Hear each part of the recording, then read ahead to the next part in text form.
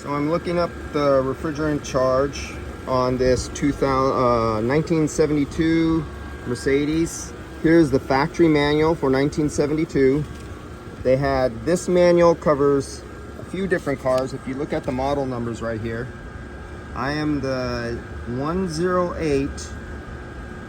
108-835-0671, and if I come over to 108-0671, that's the designation there. It matches with the designation there. So the option is, yeah, there's two options, and this covers both of them. So one was that little asterisk right there. You got to read that little asterisk. You come down here with additional fan. This does have the additional fan. It didn't change the refrigerant charge, which on this one is 1 kilogram. See, you could go up to 1.8 kilograms, 1.2 kilograms, and some other ones even did 2 kilograms. 1718 was usually the highest around this year. But check this out. Let's go back. Air conditioning. I mean, the specifications, the details in these things. This one takes 8 horsepower. So this is for the York. This is not the York. This is for the York. Takes 7 horsepower at 5,000 RPMs. This is the A6 down here. So we come to the other side. This is for the A6 frigid air compressor. And at 6,400 RPMs, it consumes 8. I think that's how that went. It's been so long since I read it. 8.5 horsepower is consumed when you're revving this thing. Now, it's been so long since I read a whole bunch of factory manuals, but here we go into electric magnetic clutch.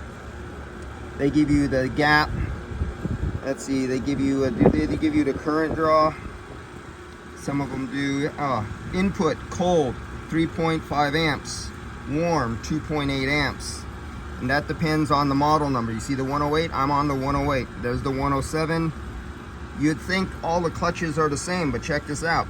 So on the chassis with the 107 and these models, it's 3 amps, not 3.5.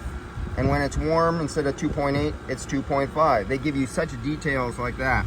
Everyone goes, oh, what's a rule of thumb? There's no rule of thumb, dude. Things change.